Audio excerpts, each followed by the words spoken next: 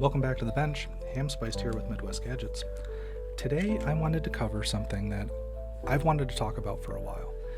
It's a tool that I use almost daily. I use it both in testing and QA and QC work. And a lot of people are familiar what this is, but they're unfamiliar on how to use it. And I want to help educate everyone so they can play around with something like this too, and they can understand and be as familiar with it as I am. This is a NanoVNA. It comes in a bunch of different sizes and types. There's a 2.5-inch version, there's a 4-inch version. This version here is the NanoVNA H-4. And what I want to go over is how to configure it for 13.56 NFC tags, how to calibrate it, and how to read those tags. As soon as you turn it on, you're going to have a whole bunch of wavy lines. It's not going to make a lot of sense.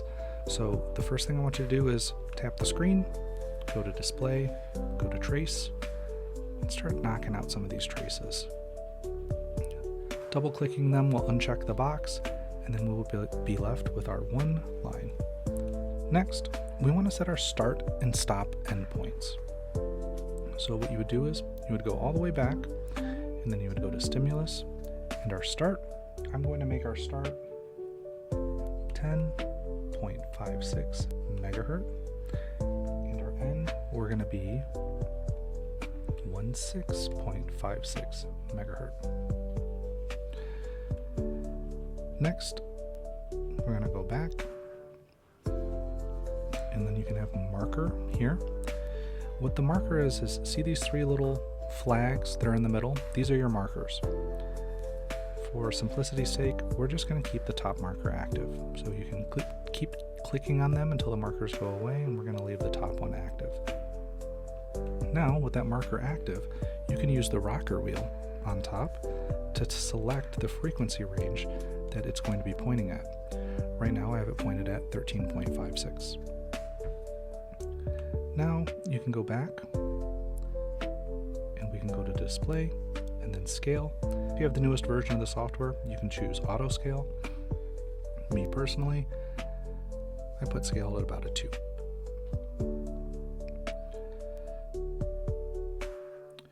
Next, format you want to make sure is S11, log mag. Channel, make sure S11 is chosen. The rest of the options you don't really need to worry about. Data smooth, you can leave it off. But now if we go all the way back, we just have a solid line with a 1. Next, what I want to do is I want to calibrate it. When you buy a NanoVNA, it'll come with 3 different loads, and you can use those loads to calibrate it. One is going to be listed for short, one's going to be open. And they're very, very small. They kind of look like end caps for the NanoVNA. What I would recommend though, that I seem to use a lot, is rather than using these small little caps that go on the end of the SMA connector, which do work fine, I like using one of these demo cards. Now the demo card has all of the same features that these loads have, but it's easier to connect. So I'm going to show you how to calibrate it right now. We're going to choose the calibrate option.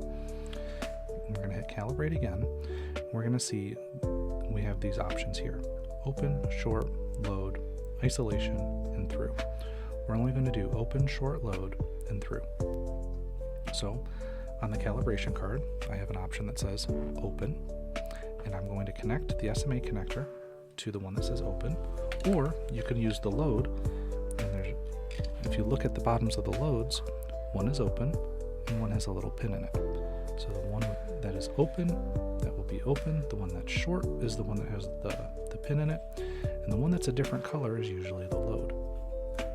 So here, if it's open, we would use the open load, or the item that says open on our calibration card. And I'm just going to screw it into the side. All of these go into S11 until you get to through.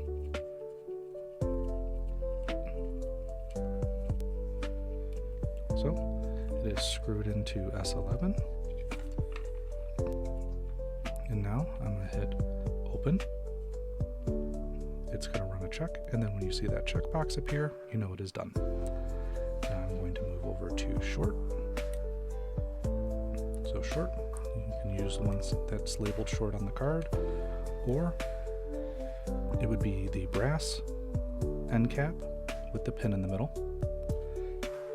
Now I'm going to tap short. When the checkbox appears, it's done. Now I'm going to switch this to load. Let's load on the card, or it is the silver end cap. I'm going to press load, and it's done. Now the next one, through. Through is a little bit different. Through is measuring the interference between the two SMA jacks.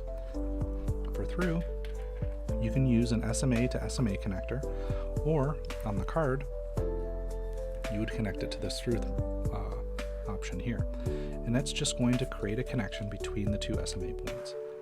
So I'm going to screw these two in.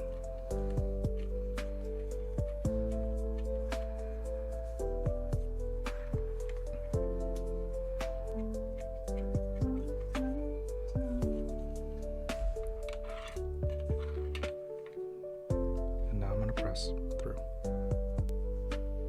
That's it. It's done. At this point, you can hit done in RAM.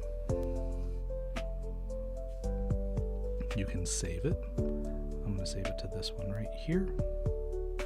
And now it's saved. Here, since we have everything all set up, I'm going to go back. I'm going to go to config. I'm going to hit save config because this is a good config that we've just created. I'm going to unscrew our SMA connectors. Now, it is ready for testing. One of the issues that I ran into when I first started this hobby is I couldn't find a good H-Probe to use. A lot of H-Probes on the market, they just weren't well made, so I started making my own. My first H-Probe was a piece of magnet wire that was wrapped 3 or 4 times in a loop and then connected to an SMA connector. And that worked really well for a couple years until I decided I should just make something a little bit better.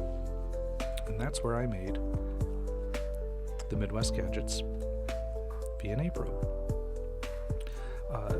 These are made specifically to test NFC tags. I even made a small case for it. It works exceptionally well. All you do is screw it into the VNA and then put a tag on it. And I'll show you how this functions. So, now that it's on the VNA, I'm going to take one of my repeaters, and you can see where this repeater sits within the RF spectrum. So it looks like it's resonating between 13.2 and 13.8. You can see our 1 is right there within that peak, and that 1 is 13.56. This is a good repeater. You can see how deep that signal is. If I get one of my large repeaters, like the V3L, I put it up to it, you can see this one is out of tune. This one would not pass QA. It would still work, it would still function, but see where the peak of it is? This is actually tuned to around 14.1. If I get one of my test cards from my Proxmark, and I put it on here, look how badly out of tune this one is. This one's sitting at around 14.6 megahertz. All NFC devices that I have came across have a similar issue. Like, none of them are tuned exactly to 13.56. And that's why the repeaters that I make realign this field to be more exact to what the cards are expecting. This here is the NanoVNA. I'm really happy that I was able to do this video.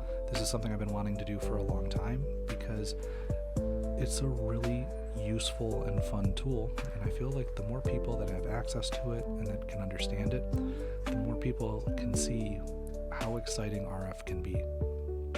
There's nothing that you need to connect to NFC to be able to see this field. It just exists, and these are the tools that we have to play with it, to see it. If anyone has any questions, don't hesitate to reach out to me. I love making videos like this. I love talking about these fields. But thank you again. Take care. Falling petals, drifting souls.